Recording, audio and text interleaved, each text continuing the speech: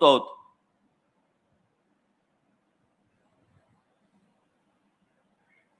आपण दरवेळेला म्हणतो की मोगलांनी आक्रमण केलं, ह्यांनी आक्रमण केलं, त्यांनी आक्रमण केलं, पण ह्या सगळ्या आक्रमणामध्ये बंडखोरीचा विचार हा पहिला जर कोणाच्या मनात आला असेल तर तो एका स्त्रीच्या मनात आला की ह्यांच्या विरुद्ध बंड झालं पाहिजे.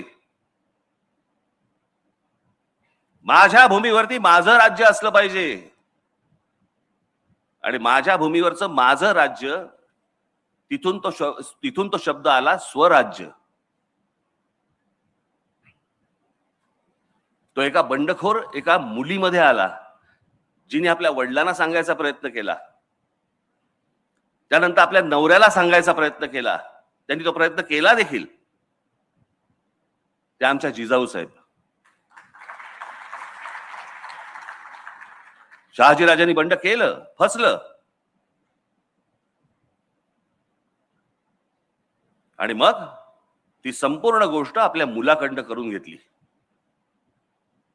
त्यालाही नशीब लागतं, त्याचा मुलगा जन्माला यायला लागतो.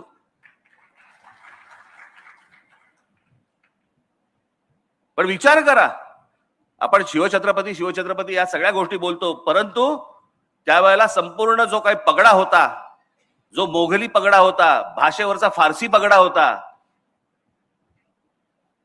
आमच्या शिवछत्रपतींनी सांगितलं मराठी शब्दकोश काढा. फारसी जो आपल्यावरचा परिणाम आहे तो सगळा घालवा.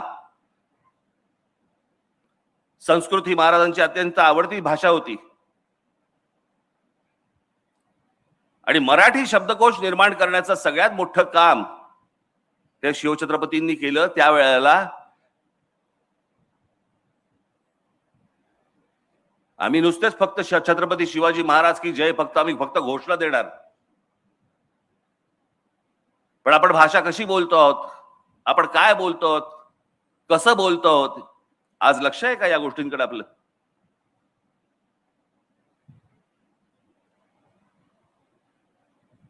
नुसती या महापुरुषांचे त्यांचे फक्त जयंती आणि पुण्यतिथ्यांना फक्त आपली आठवण येणार, त्यांची पुतळ्यांना हार घालून आम्ही मोकळे होणार. त्यांनी काय सांगितलं हे आपण संपूर्णपणे विसरलेलो आहोत आणि म्हणून आज महाराष्ट्राची ही अवस्था आहे.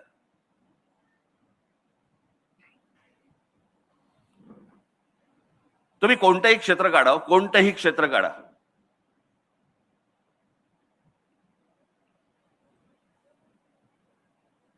आज शिवछत्रपतींच्या नंतर संपूर्ण साम्राज्याचा सगळा कुठपर्यंत पसरवलं ते पेशव्यांनी पसरवलं, मराठा साम्राज्याने पसरवलं. काय केलं? शिवछत्रपतींचा विचार पसरवला. तो शिवछत्रपतींचा विचार कुठून कुठपर्यंत पसरवला? जवळपास 125 वर्ष या संपूर्ण हिंद प्रांतावरती मराठ्यांचं राज्य होतं. आज ज्याला आपण भारत म्हणतोय ना, या भारतामध्ये अनेक आहेत. बंगाल आहे, पंजाब आहे, तामिळनाडू आहे, गुजरात आहे, अनेक आहेत. परंतु महाराष्ट्र हा एकमेव आहे ज्यांनी संपूर्ण या भूमीवरती राज्य केलं 125 वर्ष, आणि याच्यातनं नंतर फक्त ब्रिटिश आले, पण या देशातला कोणी नाही उभा राहिला. म्हणजे ब्रिटिश आले ते मराठा साम्राज्य बाजूला काढून पुढे आले. तोपर्यंत मराठा साम्राज्य होतं. आम्ही विसरून गेलो आम्ही कोण होतो, आम्ही कोण आहोत, आमची ताकद काय होती, आम्हाला लोक कसे विचारायचे, आम्ही सगळं विसरून गेलेलो आहोत. मी कालच म्हटलं ना, हे रोजचे हे कोणी IPL मध्ये गुंतलेला आहे, कोणी T20 मध्ये गेलेला आहे, अजून कोणीतरी दुसऱ्या कुठच्याही कॉन्सर्ट मध्ये आहे, कोणीतरी OTT वरती पिक्चर बघतोय, कोणीतरी ते इंस्टाग्राम मध्ये ढकलतोय.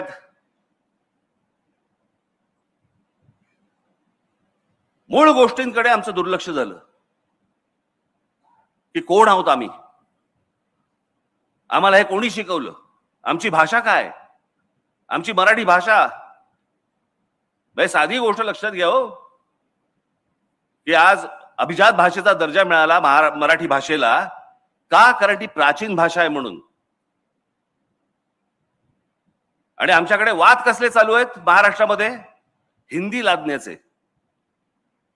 हिंदी ही साधारणपणे आता 150 वर्षापूर्वीची, फार फार तर 200 वर्षापूर्वीची भाषा आहे, 150-200 वर्षापूर्वीची.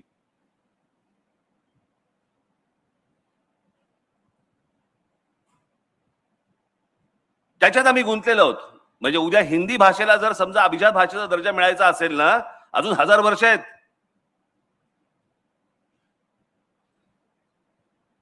आम्ही गुंतलोय त्याच्यात. भाषेचा कडवटपणा काय असतो ना, आत्ताची एक फक्त तुम्हाला क्लिप दाखवतो. आत्ताची एक गोष्ट दाखवतो.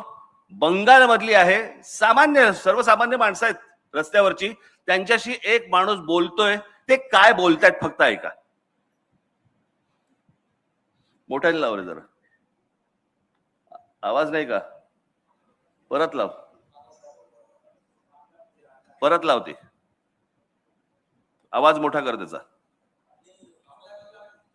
हिंदी हिंदी बांग्ला मुझे आता नहीं, सीख रहा हूँ मैं धीरे धीरे. थोड़ी थोड़ी हिंदी, मुझे बांग्ला भाषा आती है और 2-4 चीजें आती है. आप लोग हिंदी नहीं ना? बांग्ला हिंदी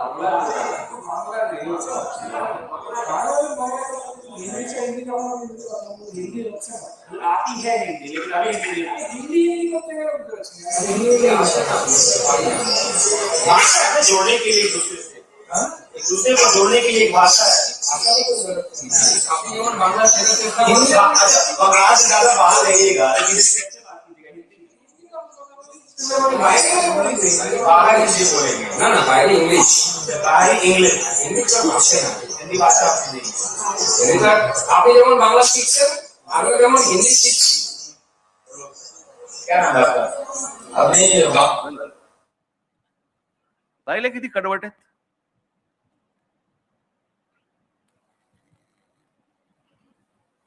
तुम्ही जोपर्यंत कडवट राहणार नाही, तुम्ही जोपर्यंत कडवट होणार नाही, तोपर्यंत ह्या गोष्टी अशाच होत राहणार.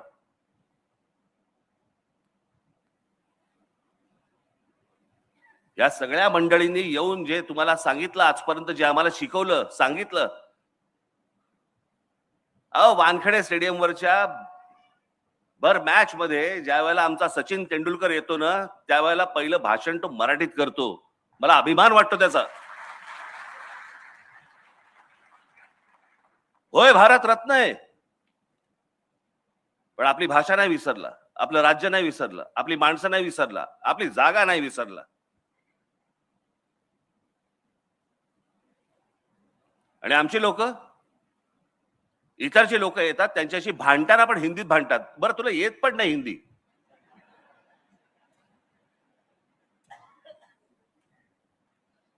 मग त्याशी कोणतरी असं बोलताना कायकू हा शब्द कुठून आला मला कळलं नाही. हा कुठच्याही भाषेत नाहीये शब्द. ऐसा कायकू करताय, कायकू कुठून आला हा शब्द? बरं बोल, माझा भाषा कुठचीच वाईट नसते.